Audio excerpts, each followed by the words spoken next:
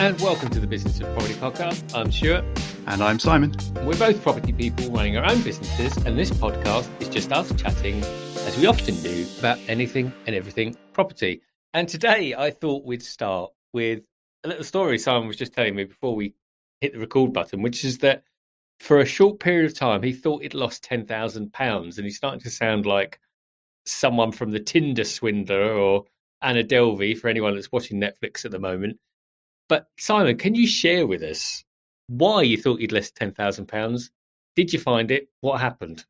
Well, I'm not watching any of those shows, so I have no idea what you're talking about with those references. You'll have to fill me in afterwards.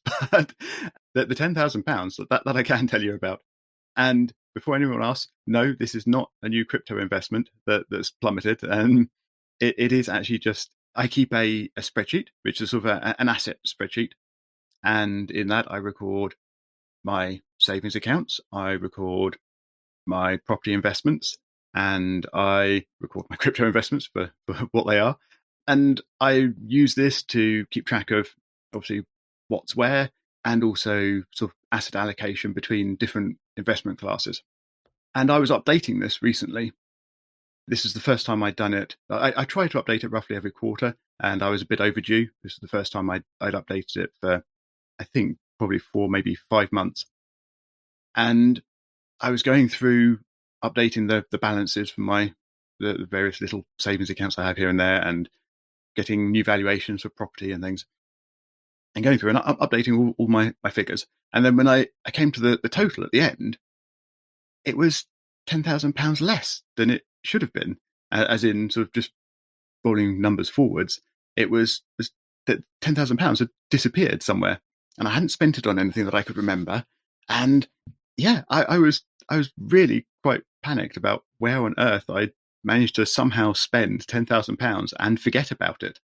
And for, I think, probably about half an hour it took me before I worked this out. I was searching through bank statements, going back through things, logging back into savings accounts and double checking balances, and trying to work out what the hell had happened to this money. And in the end, I went far enough back in my bank statements, because it was a little while ago now, and I worked out that it was actually the £10,000 that I had invested into Portfolio, the app from Property Hub. And this was very, very relieving to discover. But it did make me think that actually that £10,000, I have sort of shipped it off to them and obviously kind of forgotten about it, which I'm not sure is the idea of the Portfolio app, because I want to try and bring people in to have that experience. But anyway, at least I found my £10,000. Yeah, well, that's the most important thing. I mean, it was starting to think, if you're just losing 10 grand down the back of the sofa, you're obviously a lot wealthier than I thought you were. But it's good that it's turned up. And yes, the second point is clearly forgotten about it. So I'm guessing once you found where that money had gone, that revitalised you to look into things, because I'm quite interested to know what is happening with your funds and others in that Portfolio app. Yeah, I did indeed log back into the Portfolio app, which I hadn't done, obviously, for a while, because I'd forgotten about it. I did check that it still had the record of my investment there, which it did. Hopefully still does, in fact, and had a little look at their latest news updates and things. And they are publishing sort of new things that they're doing and stuff. So there is interesting stuff there to potentially go and look at. However, I'm not sure that it's enough to sort of pull me back to the app sort of that regularly to double check. But as far as I can tell, they are busy with it. It looks like they've got some big investors who have obviously come in sort of early on to get their investment structure, their REIT, started. And they've gone out and they've bought lots of properties, actually. I mean, not hundreds and hundreds, but tens. And they're showing off these properties in the app, and it seems to be going quite well. Obviously, I have no idea of the sort of split between big investors and smaller investors, but yeah, interesting stuff. And so how does that look like in terms of, return, percentage return? Is it something that you're updated on like you would in a shares app, or how does that work? So as far as I can see at the moment, when I last looked at it, when I was updating my spreadsheet, there was no information on returns. So you have the potential for 2 types of return with Portfolio. One is rental income that they're going to pay out at some point from the properties that they're renting. The other is capital growth. So the value of your shares in the REIT could potentially increase. They may not, but they could. And the value of the shares is currently still listed as the same value that I purchased them at. So there's no increase there as far as I can see yet at the moment, which is entirely what I'd expect, especially at this early stage. And yes, I've not seen any sign of rental returns yet. So I'm not quite sure at what period they pay those out. I should probably have looked into that before I sent them £10,000, but hopefully it will be at least annually. Their projected return, I think, was around the 3 to 4% mark. So it's not crazy high or anything, but it's better than you'll get in a savings account. Yeah, I'd certainly be keen to understand what the payment terms and the returns rates are looking like in the short term. But the risk of this turning into a portfolio advertisement, we shall move on. And while we're talking about losing large amounts of money, I guess the other subject which is coming to fruition now is energy price hikes, and we were just talking about how that's impacting you at the moment. Yeah, so I imagine you as an HMO landlord will be having far worse experiences with this, certainly over the next couple of months. But just in the last few days, I, as a personal homeowner and looking at my own energy, has received an email from our current energy supplier saying our prices are going up from the 1st of April, and their estimate for our new annual cost, and this is just the price increases in April. We are, as a society, obviously expecting further price increases in October, but the ones from April are going to push my gas and electricity costs up by £963 per year is their estimate. So that works out at about £80 per month extra in energy bills. And we don't live in a mansion or anything exciting. It's just a fairly standard 3-bed house. And I obviously rent out, generally speaking, 3-bed houses. So I'm sort of straight away thinking about my tenants who are also going to be facing this level of increase. And most of them are not sort of extremely well off and affluent people. They're sort of normal, run-of-the-mill, working every day, earning a salary, running a family people. And an extra £80 a month is a big chunk. But yeah, it does make me sort of worry a little bit about how things are, or how affordable things are at the moment. And I have a dilemma coming up as well, and around increasing rent.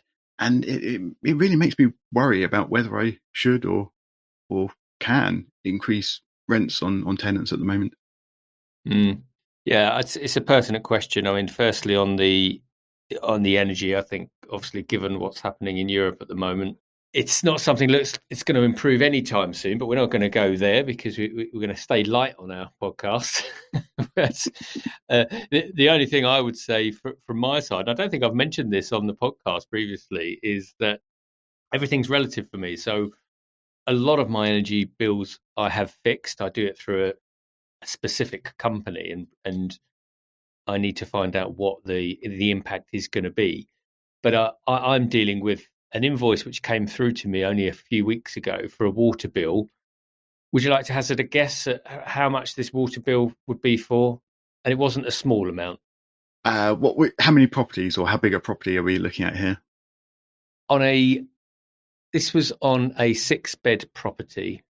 1 6-bed property. 1 6-bed property. And what time period are we covering? Well, I'm just going to say to you, it's more than a year. Let's say more than 2.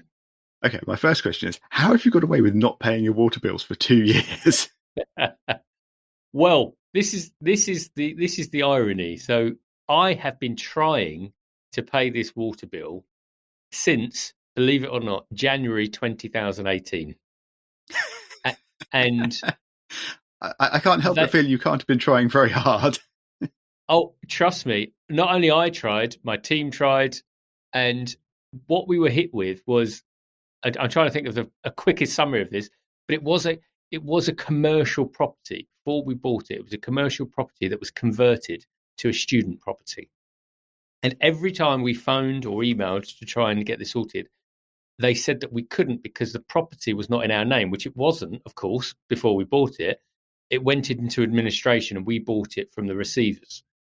But I said to them, no, it's not in our name because we've purchased the property. But the computer said no, and they wouldn't ever talk to us about it because, and it got to a stage where literally after a year or so, I didn't know what to do, and then forgot about it for a year, and then went back to it because I thought something's going to be brewing here, and got met with the same resistance. And what we had to do was we had to change the meter first, and this has taken us, well, it's taken us the best part of 5 years. So I'm going to come out with it. So I got an invoice 2 weeks ago for £7,200, and quite wonderfully, it said, "This is your invoice. We expect payment within 14 days." Ouch! Yeah, big ouch. And I laughed, and I just thought, I can't believe this. I've been fighting to get this for 5 years, and now I get an invoice for over £7,000 and expected. So obviously, I've emailed back and said, look, spookily enough, I don't have £7,000 sitting around at the moment, and we're now in conversations. I've spoken with a very nice person at the company in question, and we're going to try and work things through. But I just thought I'd throw that in there because when we talk about, and again, I was generally thinking, £80, that's a lot of money. £1,000 a year increase, that's a lot of money in anyone's household expenditure. But I was just thinking, for me, it's all relative. I've got problem number one is this, and as we know, there's always the next problem. But so that's my current challenge. But your question around rents, I think, is probably a really interesting one, and it covers too many areas, I think, in terms of morals, ethics, for anyone to give you a pithy, simple. I'll complicate it slightly for you. So the property that I'm looking at or wondering about increasing the rent on, I'll speak specific numbers. Why not? The rent is currently £1,350 a month. It's a 3-bed family house, and I have not increased the rent since these tenants moved in. They moved in 3, maybe 4 years ago, something in that region. And current market rents for that area, for a 3-bed house in that area, are probably nudging around the £2,000 a month mark. So the rent is significantly below market rent. And this property is coming up for a remortgage. And of course, the amount you can remortgage a property for is based on 2 factors these days for a buy-to-let mortgage: the value of the property, and hence your loan-to-value exposure, and your rental cover amount. So your rent has to be a certain percentage over the mortgage payment, and that mortgage payment is calculated as at a stress rate. So right now, when I'm looking at remortgaging this property, the limiting factor for me is rental cover by quite a long way, as in my maximum loan to value on it at the moment would be somewhere in the region of 55%, maybe a bit higher, depending on the rental cover calculations, but something really quite low. So if we're talking specific numbers, what's your expected valuation of the property? So I haven't done a proper valuation, and I don't know a really accurate number, but I've sort of been working with the 450 mark, something around there. So 450,000. So I've gone back to my calculations and I've actually worked it out. 450,000 current rent, looking at the kind of 5-year fix rental cover requirements that I'm probably looking at, which is based on a stress rate of 4.5% and a rental cover of 145%. Only 4.5%? Yeah, my information might be slightly out of date for this, but the last time I looked at remortgaging, that was for a 5-year fix, that was allowable or achievable. On a 5-year, yeah, okay. So based on those numbers, rental cover is definitely the limiting factor, and it would restrict me to a loan to value of 55%. Then the question is, what if I increase the rent by, say, £50 a month? That's not actually very much. It's not very much in percentage terms. It's certainly not very much in percentage terms over the course of the 3 or so years of the tenancy. And I'd still be heavily restricted by rental cover. But the loan to value restriction would go up from 55 to 57, and I'd be able to extract, give or take, an extra £10,000. So then maybe I could increase the rent by £100 a month, £1,450 a month rent. Market comparables still around the 2,000, just under 2,000 probably mark. So still way below market comparables. And I'm now up to a 59% loan to value, and I've managed to extract 20,000-ish, a bit more extra. So for these relatively small monthly rental shifts, I'm able to extract quite a lot of extra money to then do something else with, to invest elsewhere. And I'm not going to ever suggest changing rent by this much, but just say I was able to get market rent of £1,900, then suddenly the limiting factor is loan to value at 75%, assuming that's where I'd be landing. And now suddenly I can extract another, crikey, can I do the mental arithmetic, £70,000, something like that. So yeah, it's worth keeping up to date with increasing your tenant's rent gradually. Well, definitely. And for me, it comes back to that, because we all like good tenants, and particularly when you've got property profiles like yours, you when you've got good tenants, and I've had parents and single mothers with kids, and we want we like housing people and providing that service. Equally, I think if you're roughly £650 under current market rate, you are significantly, you're probably not helping them in the long term, I would say. Yes, of course, you're helping them financially, but what happens if you had to sell the property or something else happens? They've then got to go into a marketplace, and they won't be able to get in that area the same property for a similar fee. So from a sort of personal standpoint and a professional one, I think the first question is, what would be reasonable to ask for given the history of the tenants in the property and your experience with them?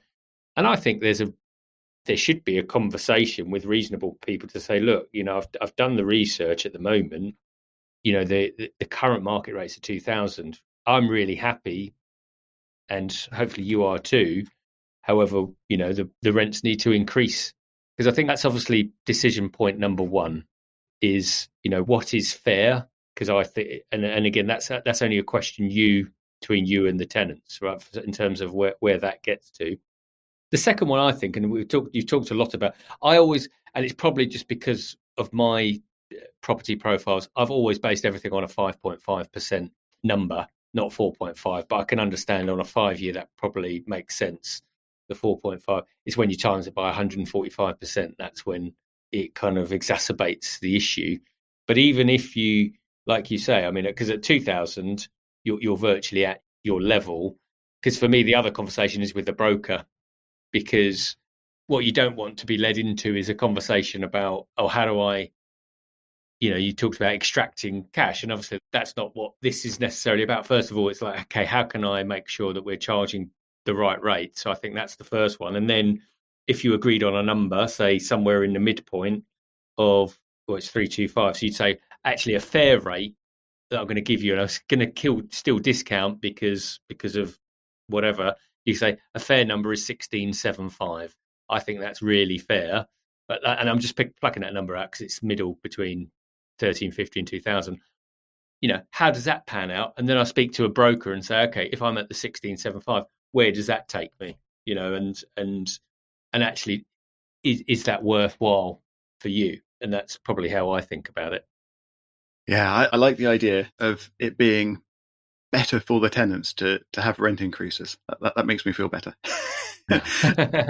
But in terms of what that rent increase could or should be, I'm sort of thinking that maybe I could increase the rent by £50 a month. And that works out at just under 4% increase from their current rent. 4% is less than the current rate of inflation, so it's fairly low. So perhaps I could be more. An extra £50 a month still sounds like a lot of extra money to ask them for. And if I was to try and negotiate it up to sort of the midpoint of where it is now in the market rent, so you suggested 1,675, that would be a 24% increase 24%, that sounds astronomical. So yeah, cracky, I feel terrible asking for that. Given that the current situation with inflation going up, food prices going up, energy costs really going up, and obviously they're in a 3-bed house, they're probably going to have to find £80 a month extra, similar to I am in my home. And then to ask them for an extra £50 on top of that, even £50 sounds like quite a big ask. And when you put it together, they're going to be finding an extra £130 a month every month. And it feels difficult for me, but I think I probably should, shouldn't I? £50 is only 4%, and it's only a 4% increase over about 3 years, and it's still way below market rent. So I think £50 is highly reasonable. I mean, I'm just thinking, God, if only I'd had you as a landlord, in my last few years. I mean, my last landlord would just tell me, literally say the price is going up and this is going to be the price. And I remember when COVID first hit, and I phoned the landlord and said, just so you know, I'm not sure.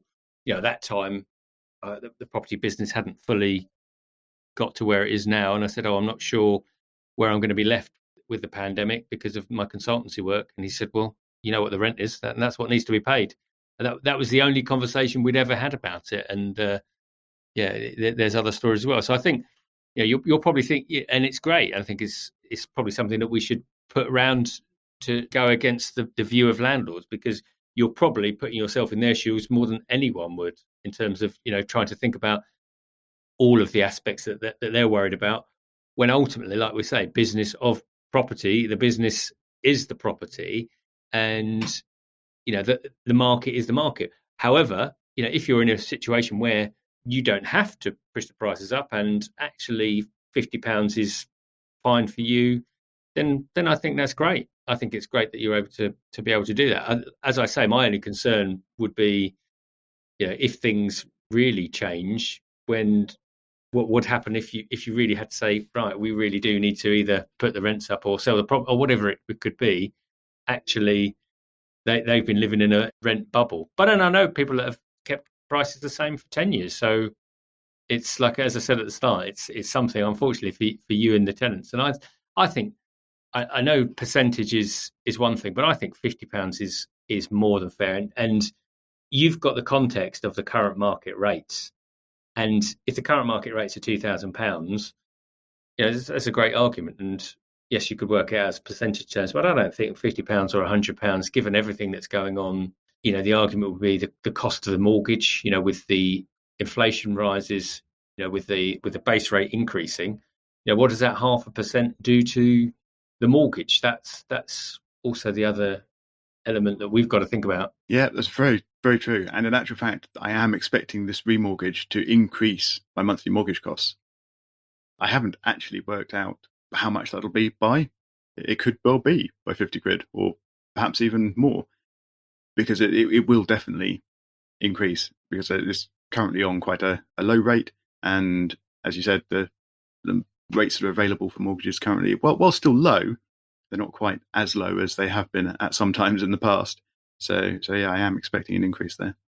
So we'll look forward to the next instalment once you've worked that out and made your decision. I'll be interested from anyone listening that's hearing this. Please reach out to us on Twitter at biz of property, or via thebusinessofproperty.com. Be really interested to get your views on what Simon's current dilemma is and how you think he should approach it.